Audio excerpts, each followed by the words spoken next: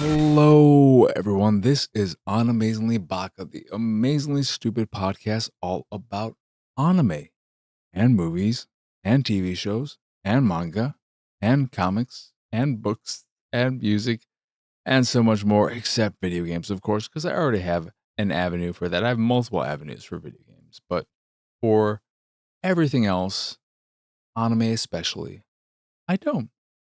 I used to. I could still, but I decided to give it its own little space. And that is what Animezingly Baka, the return of this once anime only podcast, is all for. I am, of course, your host, Mark Krishnez. Hi. You may have noticed haircut. Yeah, a little bit shorter than I would have liked, but it is what it is. It'll grow. And I will find a nice middle ground between going after that long hair, like I was doing, and having shorter. I'll find what hair I like and I'll settle and that'll be that. And I'll get there and then every month I'll just go and get a haircut and say, half inch off of everything. Thank you. Bye bye. Please just do that.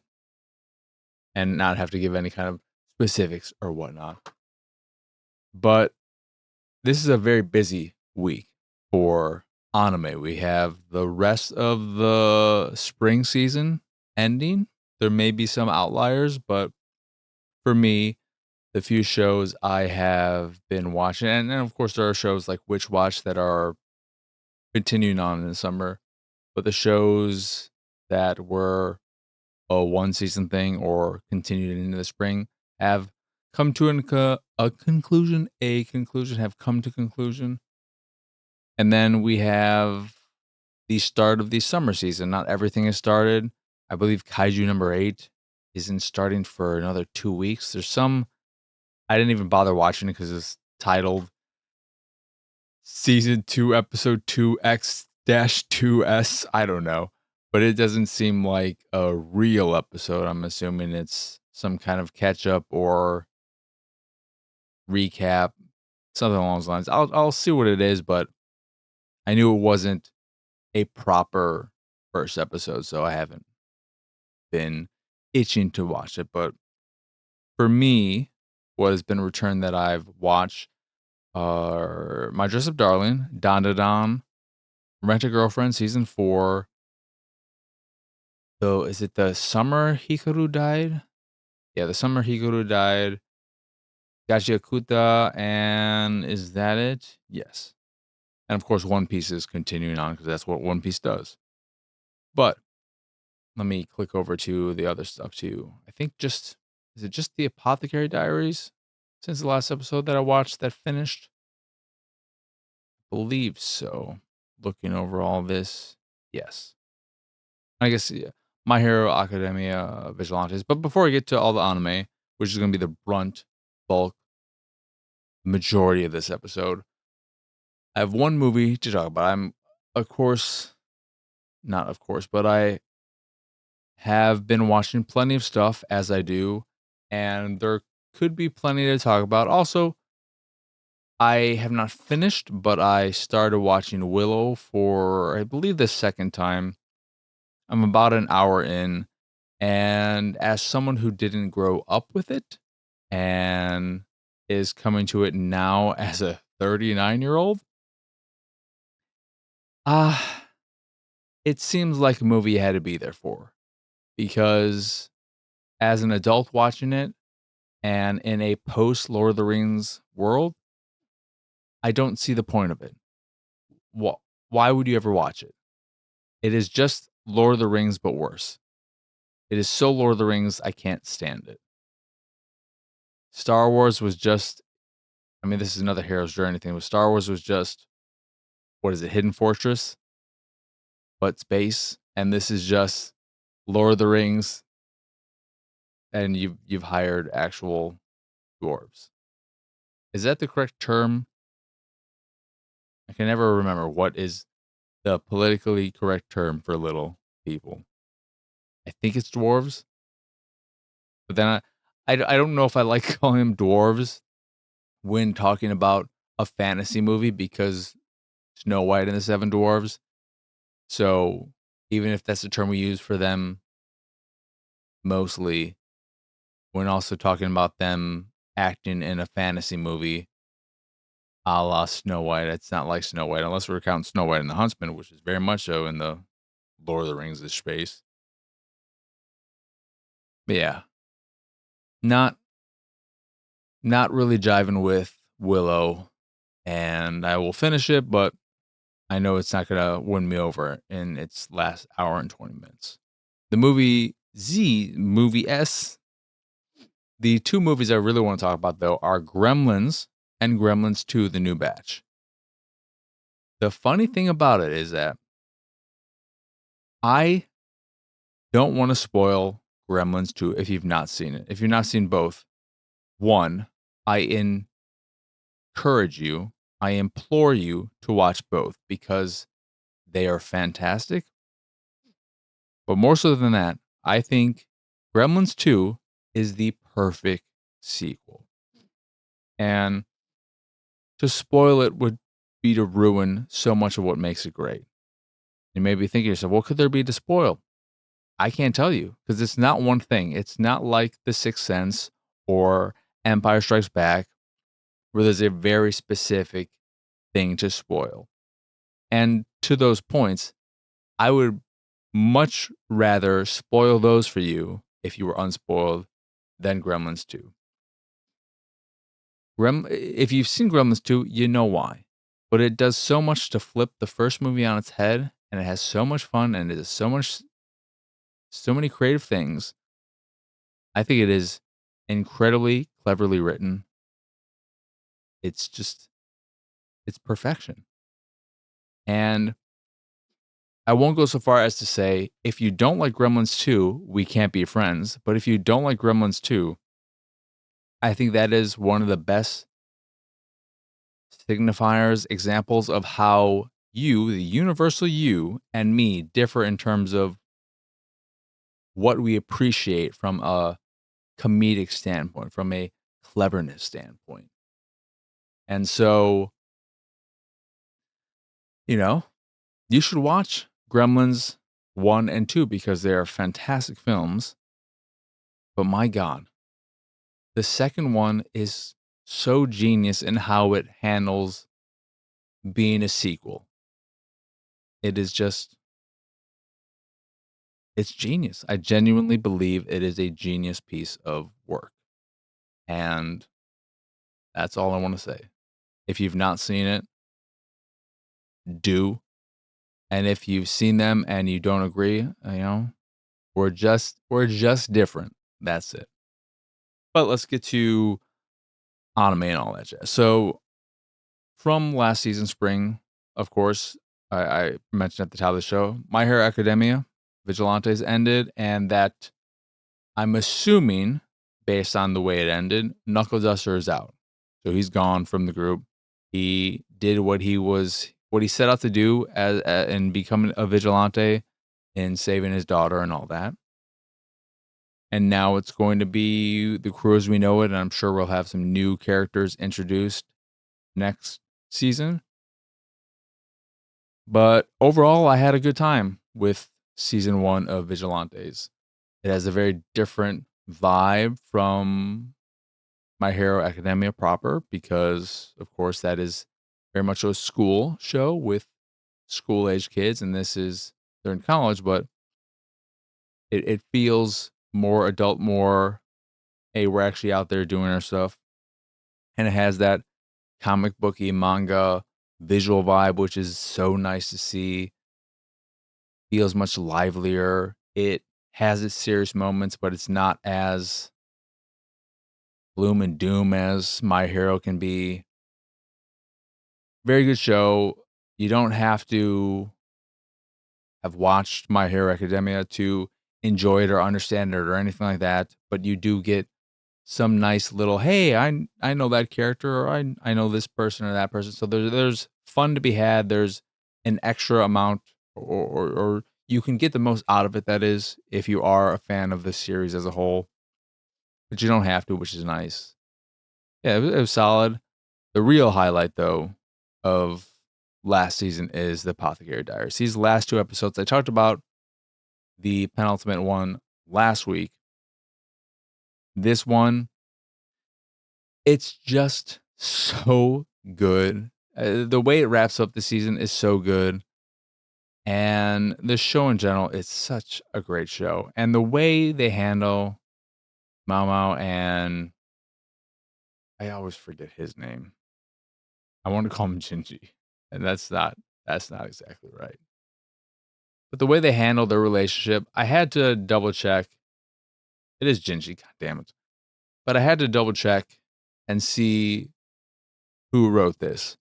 And I was correct in assuming that this is written by a female because the way their relationship and their interactions are written, it just seems it's so good and handled so perfectly that while I don't think a man couldn't do it, I think it would be much easier for a woman to do it. And it's just I'm so excited to see where the season or the next season goes from here. This is a pretty intense way to wrap up the this season, and then it also gave us hints of where their relationship could go from here. So I'm curious. Just again, I've talked about this with this season. I'm curious how much more story is left to be told. Where do we go from here? Because Jinshi is not he's not keeping his feelings hidden anymore. It's very clear how he feels. And so what do we do now? I'm curious. And what political thing he's also out there now, and so what's next? But that's spring 2025. Summer, we got a lot of things coming back. Still waiting on certain shows. Dr. Stone hasn't made its return yet. Rising of the Shield Hero hasn't come out. And these are things that are coming out in the next few days. There's also Sakamoto Days and plenty of other stuff as well, but those are the main ones of the things I watch. Also, before I get into it, One Piece, I'm all caught up. I'm all caught up with everything. This is crazy. But I realize why One Piece for me currently is not really hitting. And it's because as much as it's Kuma, right? As much as I think they're handling his story very well and it's interesting and I want to know about it, giving us that immediately after the hiatus makes it feel like we're still on kind of a hiatus from our crew, from Luffy, Zoro, Robin, Nami, Sanji, Brook, Usopp, etc. Frankie, Chopper, just ever. It feels like we're still on kind of a hiatus because for all those months, what was it, 3 or 4? I missed my crew. I missed all my buddies that I liked watching week to week to week to week. And after it finally returning, we go on this tangent story, and I miss my buddies. I got a taste of them with what, an episode or two before going into this, and so I feel like it's still kind of on hiatus, and that is why I'm not as into it. I'm curious if there are any other people who feel that same way, and it makes me wonder, should they have done something different in terms of how if they waited a little longer to do this? I don't know. I don't know. This last episode, though, had some real nice animation at the end of it with Boney and I think they called her Alpha. That was a nice little bit of animation. But yeah, that is why I'm not quite jiving with One Piece right now, I realized. But in terms of the new anime, new return anime, do I start with My Dress Up Darling or Dandadan? My two standouts for this season. Even before I watched them, I knew they were the ones I was most excited for. I guess My Dress Up Darling. It did what Witch Watch did. I should also, you know what? we'll go reverse on that. We'll go back and talk about Witch Watch because that is a continuation from spring. So this episode of Witch Watch, probably my least favorite of the season. It does what My Dress Up Darling did as well, but much longer, and that is start with a different. It's starting with the fake anime from Witch Watch universe, and it commits. It commits strongly to giving you this fake anime for 8 minutes or so with an OP, and you get the ED at the end of the Witch Watch episode. I appreciate the commitment to the bit, but it was just the most generic, boring, who gives a shit fake anime that I'm just sitting here first making sure I'm watching the right episode and then waiting for this fake shit to end so that I can get to Witch Watch, the show I actually like, because this fake show sucks. And when we finally got there, it's all about the teacher and the one student who are really into this show. I completely forgot about them. And so when the episode wrapped up and it was basically just the fake anime and then these two talking about their fandom and blah, blah, blah, blah, blah, I didn't care because the fake anime I didn't like. And the two characters who are the focus of this episode, I don't care about them either. So yeah, it was a really weak episode for me.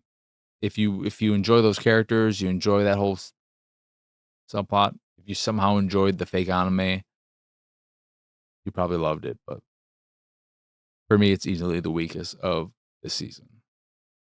And I've enjoyed the few episodes that have led up to that. We had the battle that was the first real attempt on her life, and then Mr. Wolfman joining the crew. A little fun interaction between him and the cat girl. Yeah. Overall, enjoying that show still. Just the last episode was on the weaker side. But My Dress Up Darling did the same exact thing where it starts off with an anime they're watching. And it has a very... I tried to pinpoint the studio that it reminds me of, but a very distinct art style that is very different from My Dress Up Darling. Looked great. And then when we get back to My Dress Up Darling, it's just...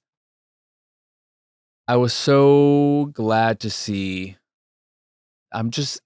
it's back and it's great and I love it. My Dress Up Darling is just this. I love it so much. I love it so much. Gojo and Marin. I want to make sure I'm getting there. Yeah. Keep wanting to call him Goro. Gojo and Marin are just so adorable together. And this season looked really good. The thing about the show too is that I guess we can call it fan service, but for me, it in no way bothers me because it's all contextualized in the story and what they're doing with the whole cosplay aspect of it. And I read through the comments on Anilist, and there's some people like, oh, no, I can never accept sexualizing minors, blah, blah, blah, blah, blah. And maybe it's an age thing. And as an adult, I look at this and all the anime I've watched, all the fan service I've seen. To me, it's not sexualizing this character. You can easily just look at it that way. But to me, it's contextualized in the cosplay thing. And guess what? Minors, they cosplay. And guess what? They don't just cosplay as fucking librarians. They cosplay in this way. And they use it in a very genuine, authentic way where Gojo and his reactions to seeing her this way are exactly the way someone like him would react in real life. And she is naive to some extent in not realizing why it just isn't the same. It's not like Darling in the Franxx or some shit. And you could say they should at least not zoom in on this or that. But the zoom in is to emphasize his perspective and him noticing at this. I don't know. To me, if you watch it and you think and you see that kind of stuff and you think, oh God, I can't, no, then it's just not for you. Just move on. Don't be like, oh, I wish this wasn't here. Like, no, this just isn't the show for you. All right. Because I have plenty of issues with fan service. I'm asexual, but I'm not. I feel like people who have issues with the fan service here are asexual on an extreme side where they have zero attraction of any sort, no romantic attraction, no nothing, no appreciation for the human form. I don't like sex. I don't like kissing. I don't like that kind of stuff. I enjoy cuddling. I very much so have romantic attraction. But sex, no. I don't. I've done it. I don't like it. Will I do it again? If I was ever in a relationship, I would do it for the other person, but I would get nothing out of it. Because, you gotta be a good partner. But also in that sense, if the partner knows you don't get anything out of it, they may just not want to do it. And that makes it hard to find a partner. But with My Dress Up Darling, I think it is contextualized in a way that makes it very fine for me, where it doesn't bother me at all. I think with the first season, the first few episodes, I was a little like, oh, I don't know about this, and it completely won me over, and I've been won over ever since, and nothing has changed in season 2. It's just it's back, and I'm loving it. They're so cute together. I love them so much. They are one of my favorite couples. Not exactly a couple, but they're one of my favorite just pair to watch. And I can't wait to watch this season play out and just get more Gojo and Marin. And yeah, so that's My Dress Up Darling. Dandadan, still a great show. The biggest issue for me is just the fact that this episode picks up literally where the end of season 1 ended off, where that episode ended, and it makes that end all the more frustrating in the sense that it wasn't even a cliffhanger ending. It was just midway through it was a terrible way to end a season. And this beginning of season 2 cements that for me. But disregarding that issue I have with Dandadan season 1 and so on, it's so good to be back. Just like with My Dress Up, in both cases, it is just them returning in prime form.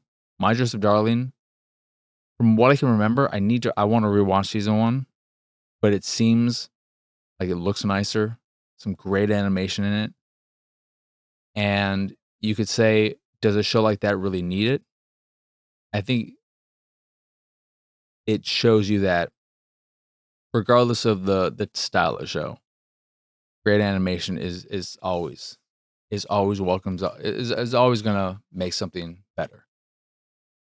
But Dandadan was a very fun return. It was a real strong episode for what the hell is her name? What is this list of mine that has nothing? It has no Dandadan listed anywhere. Stupid app. What do you keep minimizing? I hate everything. Momo, but she had a lot of great action. It was very much so her episode, getting to highlight her abilities, and she held her own quite well. did a fucking fantastic job of dealing with these weirdo brothers and sisters, these old looking fucking clay people. And now they have to deal with a giant serpent they've been feeding for 200 years under their house.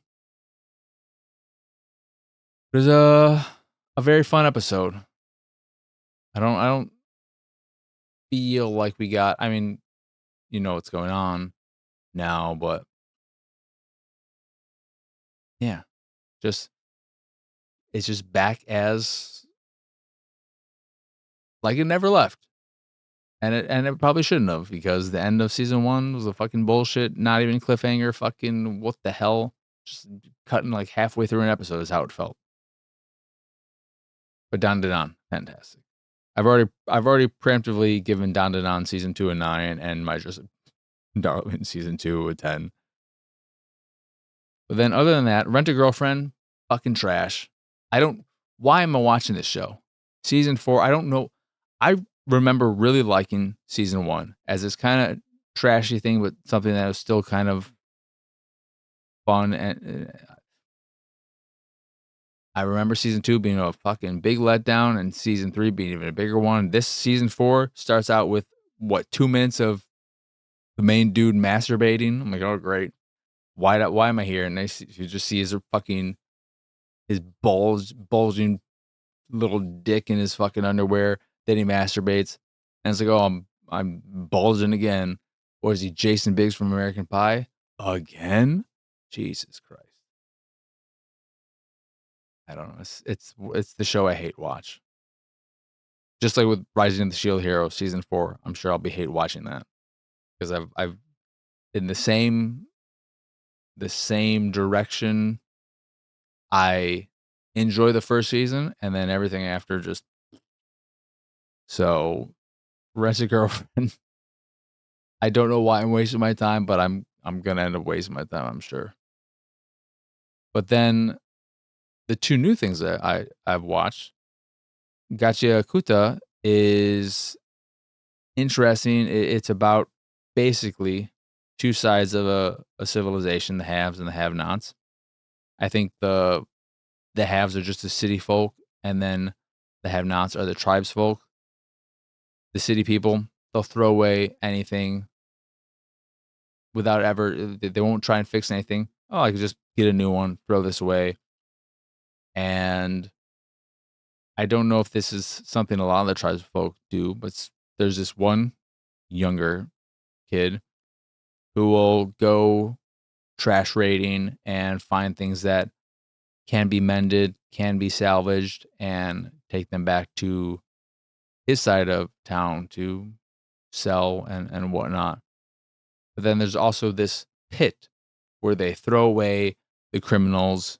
I think only if they've committed murder. So if you've committed murder, that's an unforgivable crime, and they throw you into the pit, which is just a giant dumpster essentially.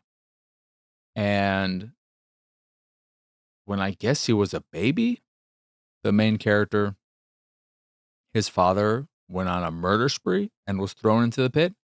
And because of that, people looked at him like he is eventually going to murder someone himself because like father, like son. But he also has this, what looked like severe burn scars on his arms, but they're not. And they pain him when people look at them and judge him for them or something. I don't understand what's going on with these scars because they didn't imply that they were from actual from a fire or anything like that.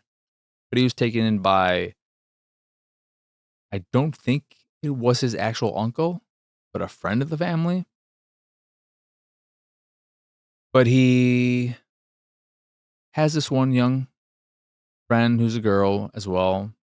And it is kind of interesting from here that but then this mass person comes and kills his adoptive father. He gets accused of the murder. The city folk who are looking for someone come in, see him kneeling over his dead, well, at that point dying, not yet dead, adopted father, blood on his shirt, and they accuse him. Seems very staged to make him thrown in the pit. It just seems like this is the intention all along. And when he's getting sentenced and about to be thrown in the pit, even the young girl who is a friend with, who he mended this doll for, it's like, oh, I thought you were better, but I should have always known you were a murderer. I'm like, I don't understand that. I don't understand how even she could be convinced that he did this. That just seems. I'm interested in the show. He's been thrown in the pit. There's this giant CG fucking sandworm monster. I don't know what the hell that is. I don't know about that. I'm curious to see what's going on in the pit, though, because that seems to be where the majority, if not all, the show's going to take place now until he gets back to the surface. Maybe he'll run into his father, probably. But I think the show lays it on a little bit too thick in terms of just not everyone on the surface is a piece of shit. And it's going to be the pit people uprising and destroying the surface. That's what it feels like the show is going to be about. But I feel like they didn't have to. Even his little girlfriend, not girlfriend, but friend who's a girl, even her dropping the stuffed animal he mended and gave to her, and be like, oh, I should have known you was a murderer. That was a bit much for me. But overall, I like the way it looks, and I'm intrigued by the story. And the last new thing, and the last thing I've watched so far is The Summer Hikaru Died. This is on Netflix. There's also, I forget, The Flower or something or other that has been delayed and won't be coming out for like, what is it, 10 weeks? A 10-week delay or something on Netflix. So that's a bit unfortunate. But this is a very interesting show. It's about a pair of friends, and I don't know, this is just based off the first episode. But one of the friends dies in the woods and is taken over by some kind of creature. Is it a yokai? Is it just some kind of monster, some supernatural? What exactly it is, we don't know. But Hikaru was dying in the forest. How was he dying? Did something happen to him? I don't know there.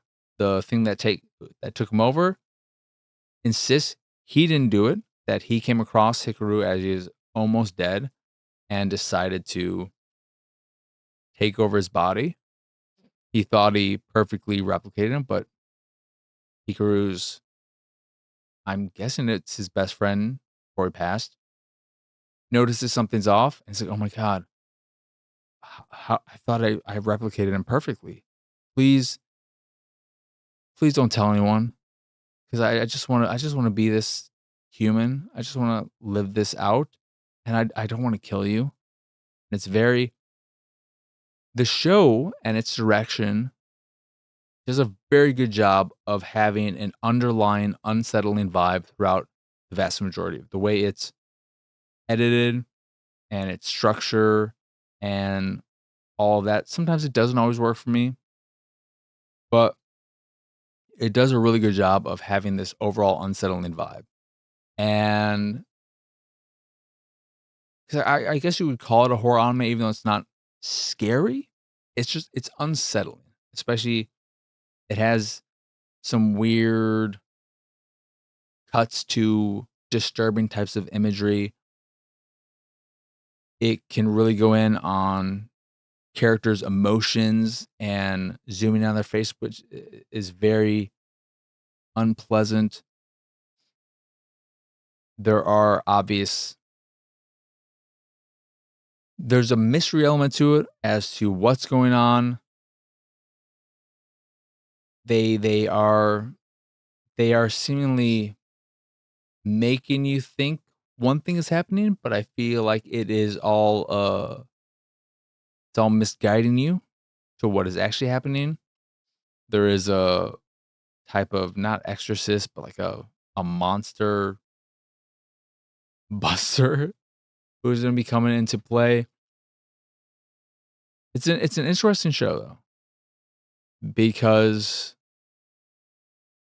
it has an unsettling nature to it. But more than that, it is the mystery of what is going on. What kind of creature is this that is taking over Hikaru?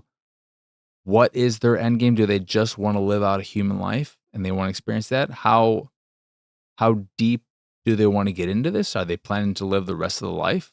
They want to go into old age as Hikaru? There's only been the one death so far, this old lady. But was it the creature in Hikaru that did it? Does he have control over this? Is there something else controlling him when these people are remembering or noticing that he is not who he seems, that he can't stop himself? They also had, after that death happened, a few characters say, well, one character's like, oh, great, now I'm next. Did something happen? Was Hikaru, the real Hikaru's death, shady in some nature? So a lot of questions. And I like a good mystery show. It has that unsettling vibe. It has a very unique vibe. It has a very,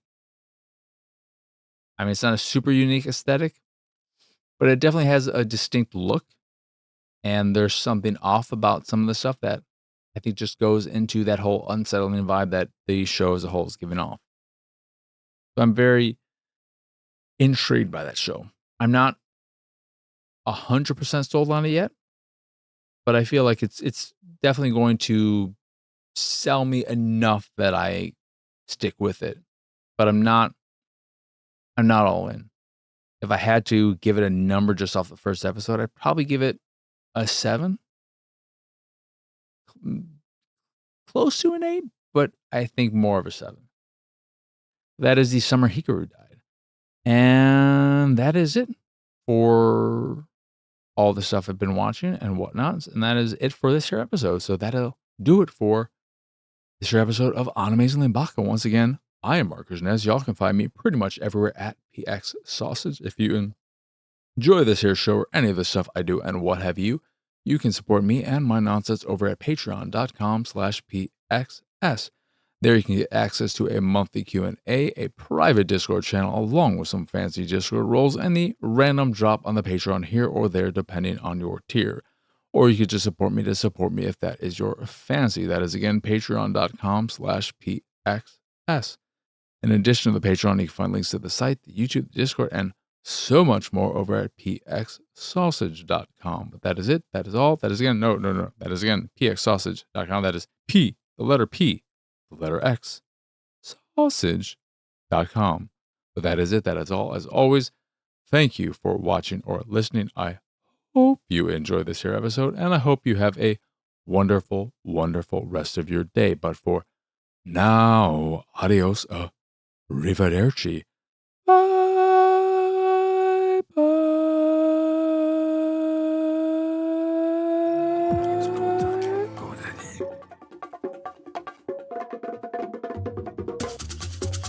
It's go time.